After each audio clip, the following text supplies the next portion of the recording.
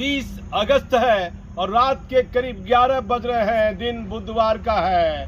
कल रक्षाबंधन है। कुछ लोग देर रात राखी बंधाएंगे, कुछ लोग कल सुबह रक्षाबंधन के पवित्र धागे में भाई बहनों का ये प्यार।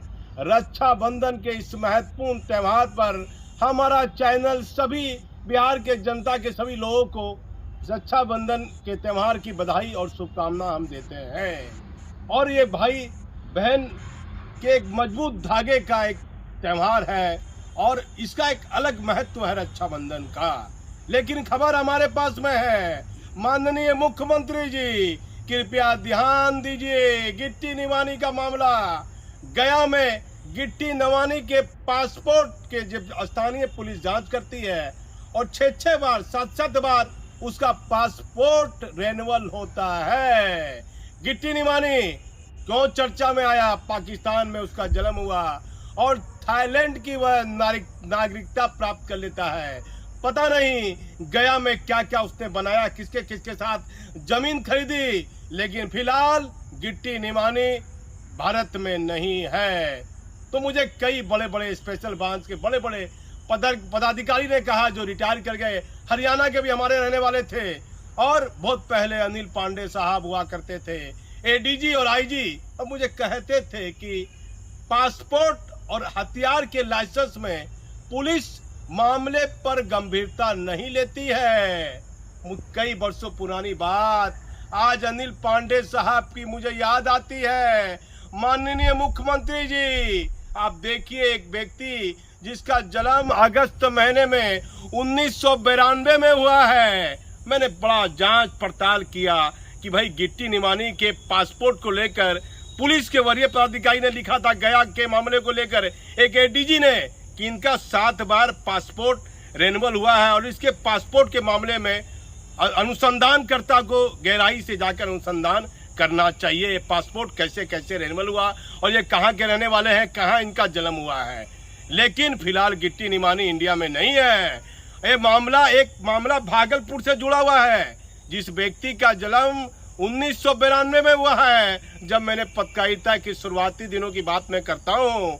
और आज वह व्यक्ति पासपोर्ट बना लिया है, हथियार का लाइसेंस ले लिया है और 2021 में पासपोर्ट में लिखा हुआ है 2021 में उसका पासपोर्ट होता है। 2021 19/8/2021 से लेकर पासपोर्ट की तिथि दी गई है 18/8/2031 तक।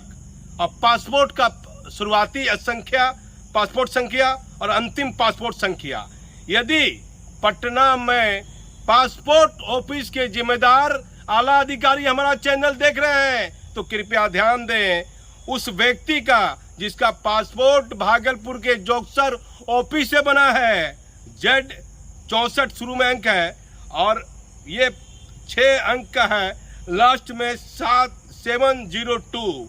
उसके पासपोर्ट का शुरुआती नंबर Z64 और अंतिम का नंबर है 702। बीच में 2 अंक और है, वे अभी बताना मैं नहीं चाह रहा हूं। लेकिन देश में बड़ी बड़ी जांच एजेंसी है, कृपया ध्यान दीजिए। ये क्या हो रहा है? पासपोर्ट उसका बना है 2021 में।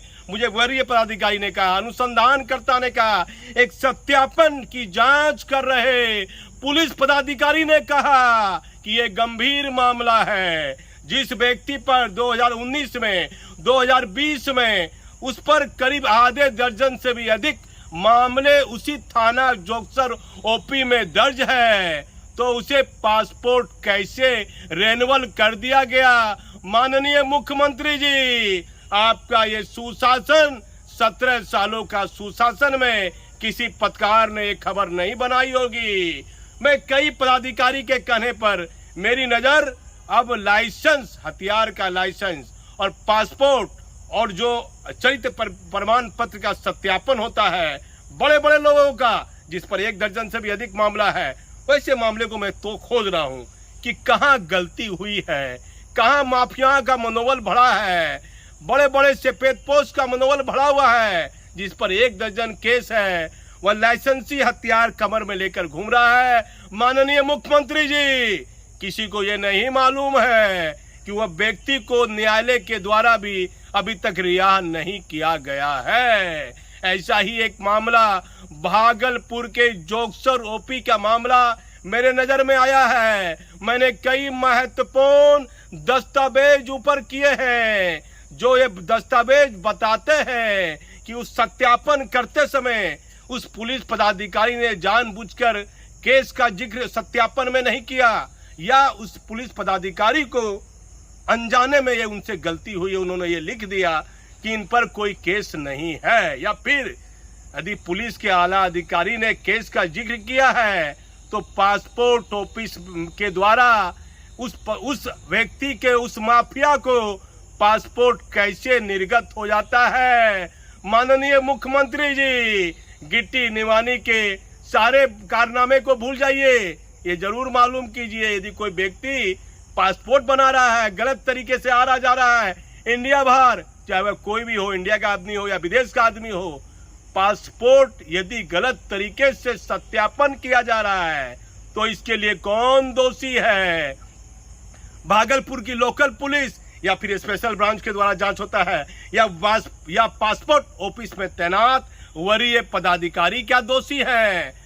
2021 में उस व्यक्ति का पासपोर्ट रिन्यूअल हुआ है, उससे पहले भी पासपोर्ट के मामले में कई बार जांच हुई है, लेकिन कैसे उस व्यक्ति का पासपोर्ट रिन्यूअल कर दिया जाता है? हाल फिलहाल 27 अगस्त को जब पुलिस के वरीय पदाधिकारी के पास मैंने कई बार खबर चलाई और इस मुद्दे को मैं भी अहम मनाया हुआ हूँ, पासपोर्ट और हथियार के लाइसेंस को, और कुछ इस मुद्दे को मैं भी अहम मनाया हुआ हूँ, पासपोर्ट और हथियार के लाइसेंस को, और कुछ बड़े सफेद पोश व्यक्ति के नाम उजागर करूंगा, जिस पर दर्जनों केस दर्ज हैं और जो पासपोर्ट और हथियार के लाइसेंस लिए हुए हैं। माननीय मुख्यमंत्री जी, डीजीपी साहब, मालूम कीजिए कि 27 अगस्त को जोगसर ओपी में किस सफेद पोस्ट माफिया के बारे में थाना परवारी ने लिखा कि इस पर आधे दर्जन से भी अधिक मामले हमारे थाने में दर्ज हैं और इसका पासपोर्ट रिन्यूअल नहीं होना चाहिए, कैंसिल होना चाहिए। 2031 तक का डेट दिया गया है पासपोर्ट ऑफिस के द्वारा। आखिर ये क्या हो रहा है देश में? आईबी है, सीबीआई है, कैसे कैसे लोगों को पासपोर्ट निर्गत हो रहा है, चाहे कितना ही पैसा क्यों न हो जाए। यदि वो विधायक नहीं बना है, एमपी नहीं बना है, और यदि पर्याप्त डॉक्यूमेंट्स उसके खिलाफ चीख कर बोल रहे हैं, तो ऐसे व्यक्ति का पासपोर्ट कैसे बन रहा है? माननीय मुख्यमंत्री जी, ऐसे व्यक्ति को हथियार का लाइसेंस कैसे मिल रहा है? क्या उस समय का पुलिस पदाधिकारी को यह जानकारी नहीं थी, या उसने जानबूझकर इस जानकारी को छिपाया? ये तो जांच का विषय है। बार बार मैं देश की बड़ी जांच एजेंसी को कह रहा हूं, हर राज्य की पुलिस, यदि हमारी खबर हमारा चैनल देख रही है तो कृपया आप अपने इलाके में जिस व्यक्ति का पासपोर्ट आया है, हथियार के लाइसेंस के लिए सत्यापन के लिए आया है, तो गहन अनुसंधान करने की आवश्यकता है। तुरंत उसके पासपोर्ट को और हथियार के लाइसेंस को सत्यापन कर तुरंत मत भेजिए, समय लीजिए, मालूम कीजिए इलाके के आदमी से, वार्ड पार्षद से। और देखिए, दुर्भाग्य तो ऐसा है, हमारे लोगों के बीच के एक वार्ड पार्षद ने लिख दिया कि इनको पासपोर्ट मिलना चाहिए। हाल फिलहाल एक वार्ड पार्षद जीत कर आए हैं, उन्होंने अपने लेटर पैड पर लिख के दिया है कि इनको पासपोर्ट निर्गत होना चाहिए। अब बताइए, वार्ड पार्षद क्या है भाई? वार्ड पार्षद जनप्रतिनिधि है, वह कोई पुलिस का वरीय पदाधिकारी नहीं है। उसे नहीं मालूम होगा कि इस व्यक्ति पर कितने गंभीर आरोप हैं, लेकिन पासपोर्ट के मामले में और हथियार के लाइसेंस सत्यापन के मामले में कुछ बड़ा खुलासा, कुछ अहम खुलासा हमारा चैनल करेगा। स्पेशल ब्रांच में है एडीजी सुनील बाबू, कृपया ध्यान दीजिए कि किस तरह से गलत तरीके से पासपोर्ट व्यक्ति को मिल रहा है, जिस पर 1 दर्जन केस है, 2 दर्जन केस है, उसे पासपोर्ट मिल रहा है, हथियार का लाइसेंस मिल रहा है। जितेंद्र कुमार जो है भागलपुर आईजी थे और एडीजी सीआईडी है, जितेंद्र कुमार जी कृपया ध्यान दीजिए, सीआईडी और स्पेशल ब्रांच के अधीन आता है पासपोर्ट और हथियार के सत्यापन की जानकारी अधिकारी लेते हैं, सीआईडी और स्पेशल ब्रांच के अधिकारी। तो एडीजी है जितेंद्र कुमार। यदि आप हमारा चैनल देख रहे हैं जितेंद्र बाबू, तो मालूम कीजिए कि भागलपुर के जोगसर ओपी में जिस व्यक्ति पर आधे दर्जन से भी अधिक उसी मामले में ओपी में थाने में केस दर्ज है, उसे लाइसेंस और पासपोर्ट कैसे निर्गत किया गया, इसमें कौन पुलिस के पदाधिकारी दोषी हैं, इसकी जांच कौन करेगा। भट्टी साहब हमारे चैनल पर बने रहिए, कई महत्वपूर्ण और ताजा जानकारी आपको मैं दूंगा। लेकिन 1986 बैच के आईपीएस अधिकारी सिलवर्धन साहब का कल अंतिम दिन है और वह कल अपने सेवा से, अपनी नौकरी से, उनके रिटायरमेंट का अंतिम दिन है। सीआईएसएफ में बताया था वो डीजी है कहाँ, और एक बिहार के बड़े आईपीएस अधिकारी की भी केंद्रीय प्रतिनियुक्ति जाने की बात थी, लेकिन कल 31 अगस्त है और सिलवर्धन साहब भागलपुर एएसपी हुआ करते थे, 1986 बैच के आईपीएस अधिकारी हैं। उनको मैं ढेर सारी शुभकामनाएं और बधाई देता हूं कि बेहतर ईमानदारी से 1986 बैच के आईपीएस अधिकारी सिलवर्धन साहब को हमारे चैनल की ओर से ढेर सारी शुभकामनाएं और बधाई। बेदाग छवि के आईपीएस अधिकारी का कल अंतिम दिन कार्यकाल नौकरी का है। मैं भागलपुर से दीपक नौरंगी।